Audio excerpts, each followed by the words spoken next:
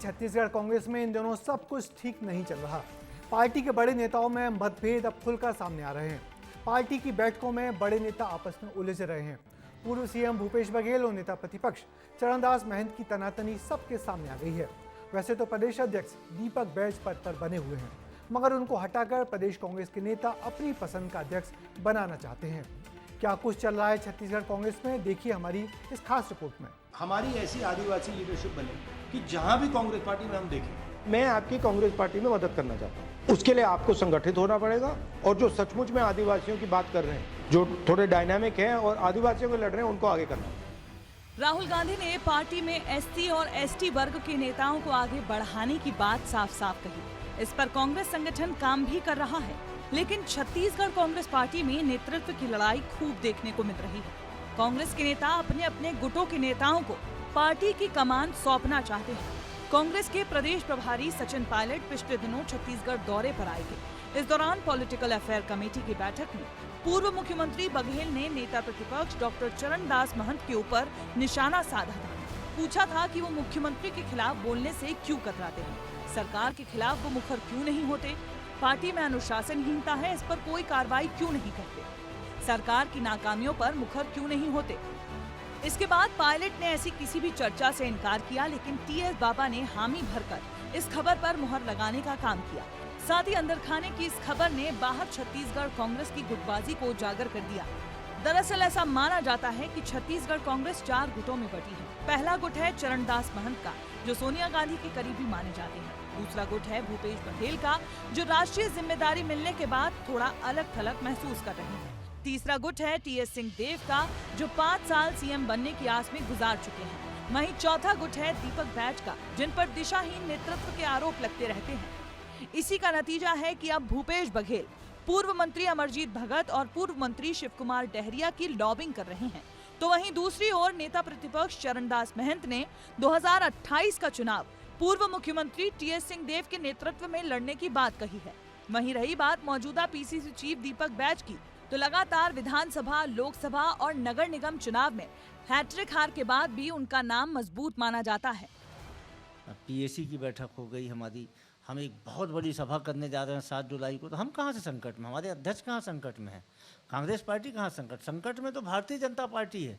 और ये उसका बयान ये बता रहा है कि कितनी ज़्यादा बौखलाई, कितनी ज़्यादा डरी और कितनी ज़्यादा सहमी हुई है भारतीय जनता पार्टी। बुझते हुए दीपक आखिरी समय में फड़फड़ाता बहुत है। और यदि कहते हैं दीपक बैज जी जो आज पीसीसी के अध्यक्ष है, तो स्वाभाविक है कि उनका कार्यकाल पूरा हो चुका है और अपनी सक्रियता को बनाए रखने के लिए और राज्य में, केंद्र में उनको जाने, इसके लिए लगातार उनकी कोशिशें हैं। हमारी शुभकामना है।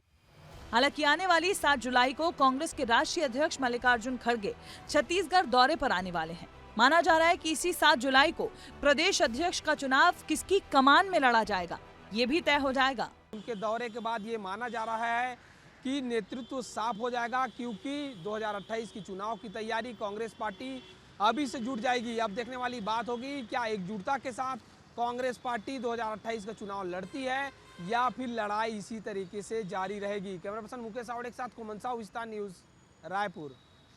हमारे साथ गजर शंकर जी हैं, जिनकी पत्रकारिता की शुरुआत छत्तीसगढ़ से ही हुई है और वो वहाँ की राजनीति को गहरे से जानते हैं।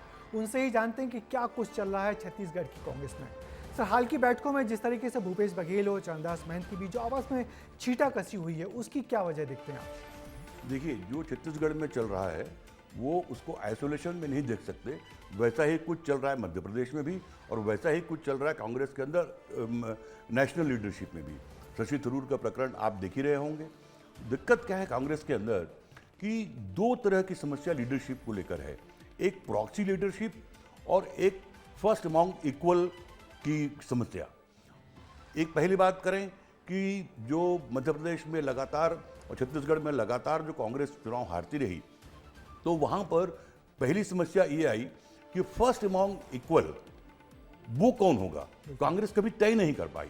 तो जो पार्टी अध्यक्ष बना, छत्तीसगढ़ में हो चाहे मध्य प्रदेश में हो, वो हमेशा डमी रहा और प्रदेश के जो बड़े नेता हैं वो उस पर हावी रहे।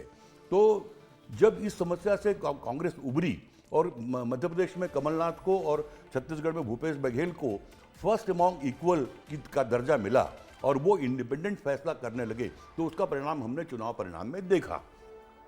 दूसरी दिक्कत ये प्रॉक्सी लीडरशिप की। जो नेता चाहे मध्य प्रदेश में हो, छत्तीसगढ़ में हो या दिल्ली के स्तर पर भी हो, जो किसी पद में नहीं है, वो बड़े निर्णायक तरीके से पार्टी में उनका हस्तक्षेप होता है और उसी से ये जो कलह जो देखने को मिली आपको छत्तीसगढ़ में, वो आपको मध्य प्रदेश में और बाहर देखने को मिलती है। आपने तो लंबे समय से छत्तीसगढ़ की राजनीति देखी है, तो छत्तीसगढ़ कांग्रेस में क्या पहले भी कांग्रेस ऐसी ही बटी हुई रही है या इस बार हार के बाद दिख रही है? छत्तीसगढ़ में ये जो स्थिति है ये लगातार बनी रही है। जोगी वर्सेस नॉन जोगी, बरसों तक कांग्रेस उसमें ग्रसित रही है।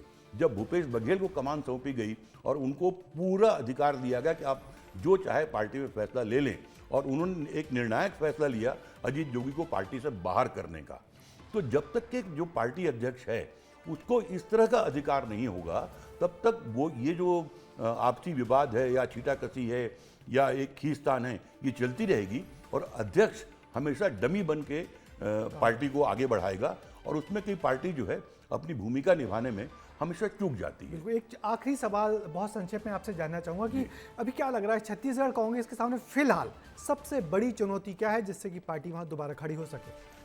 छत्तीसगढ़ ही नहीं, मैंने कहा ना, ये तो ओवरऑल कांग्रेस में जो बड़ी दिक्कत है, बड़ी चुनौती है, वो लीडरशिप की चुनौती है। यदि वो लीडरशिप ठीक ढंग से तय कर लेती है और उसको उतना अधिकार संपन्न बना देती है, तो मैं समझता हूँ कि कांग्रेस से कायाकल्प होने में कोई बड़ी समस्या नहीं है। तो चलिए, आपका विजय शंकर जी, आपका यहाँ आने का लिए बहुत बहुत शुक्रिया। और आज आपका जन्मदिन भी है, तो विस्तार न्यूज की तरफ से हम सब की तरफ से बहुत बहुत बधाई। धन्यवाद। और इस मुद्दे पर पॉलिटिकल राउंडअप का कमेंट यही है कि सत्ता से हटने के बाद छत्तीसगढ़ कांग्रेस लगातार विवादों में है। बड़े नेताओं के आपसी मतभेद अब खुलकर सामने आ रहे हैं और वैसे भी सरकार से हटने के बाद ऐसी कमजोरियां पार्टी में आती रहती हैं, मगर कांग्रेस को मजबूत होने के लिए गुटबाजी और मतभेदों से ऊपर उठना होगा।